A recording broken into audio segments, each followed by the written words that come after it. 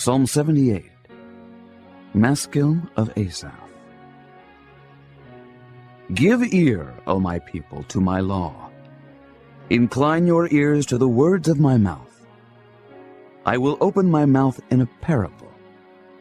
I will utter dark sayings of old, which we have heard and known, and our fathers have told us.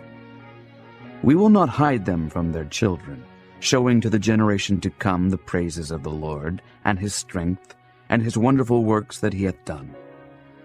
For he established a testimony in Jacob, and appointed a law in Israel, which he commanded our fathers, that they should make them known to their children, that the generation to come might know them, even the children which should be born, who should arise and declare them to their children, that they might set their hope in God, and not forget the works of God, but keep his commandments, and might not be as their fathers, a stubborn and rebellious generation, a generation that set not their heart aright, and whose spirit was not steadfast with God. The children of Ephraim, being armed and carrying bows, turned back in the day of battle. They kept not the covenant of God, and refused to walk in his law, and forgat his works and his wonders that he had showed them. Marvelous things did he in the sight of their fathers in the land of Egypt, in the field of Zoan. He divided the sea and caused them to pass through, and he made the waters to stand as an heap. In the daytime also he led them with a cloud, and all the night with a light of fire. He clave the rocks in the wilderness, and gave them drink as out of the great depths. He brought streams also out of the rock, and caused waters to run down like rivers. And they sinned yet more against him by provoking the Most High in the wilderness. And they tempted God in their heart by asking meat for their lust. Yea, they spake against God. They said, Can God furnish a table in the wilderness? Behold, he smote the rock, that the waters gushed out, and the streams overflowed. Can he give bread also? Can he provide flesh for his people? Therefore the Lord heard this, and was wroth. So a fire was kindled against Jacob, and anger also came up against Israel, because they believed not in God, and trusted not in his salvation. Though he had commanded the clouds from above, and opened the doors of heaven, and had rained down manna upon them to eat, and had given them of the corn of heaven. Man did eat angels' food. He sent them meat to the full. He caused an east wind to blow in the heaven, and by his power he brought in the south wind. He rained flesh also upon them as dust, and feathered fowls like as the sand of the sea. And he let it fall in the midst of their camp, round about their habitations. So they did eat, and were well filled, for he gave them their own desire. They were not estranged from their lust, but while their meat was yet in their mouths, the wrath of God came upon them, and slew the fattest of them, and smote down the chosen men of Israel. For all this they sinned still, and believed not for his wondrous works. Therefore their days did he consume in vanity, and their years in trouble. When he slew them, then they sought him, and they returned and inquired early after God. And they remembered that God was their rock, and the high God their Redeemer. Nevertheless they did flatter him with their mouth, and they lied unto him with their tongues. For their heart was not right with him, neither were they steadfast in his covenant. But he, being full of compassion, forgave their iniquity, and destroyed them not.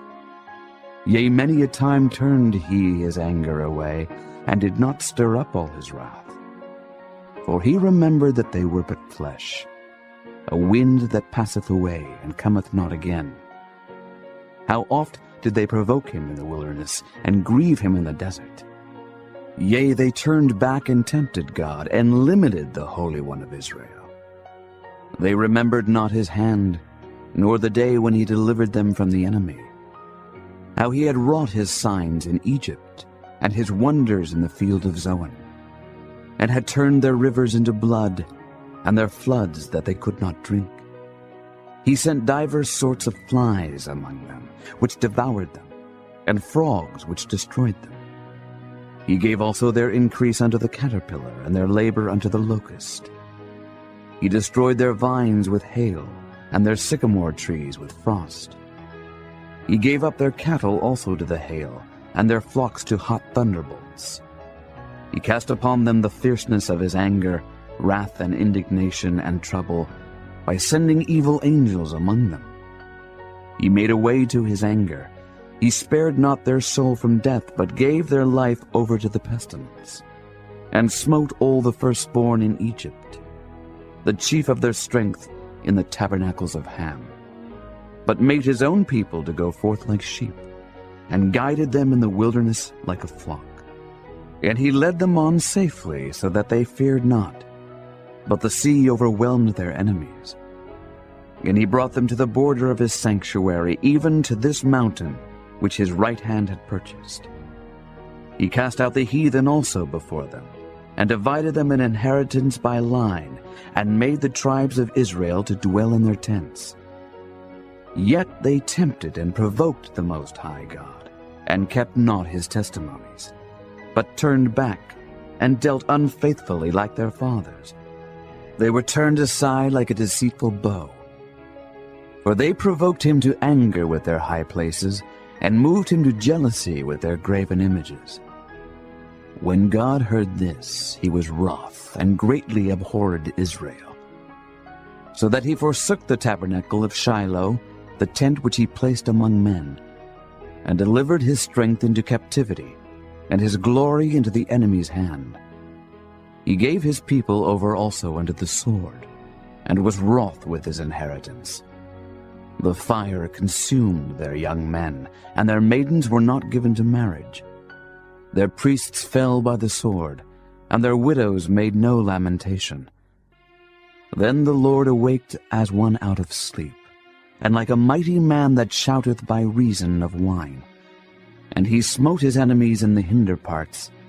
He put them to a perpetual reproach. Moreover, he refused the tabernacle of Joseph, and chose not the tribe of Ephraim, but chose the tribe of Judah, the Mount Zion which he loved.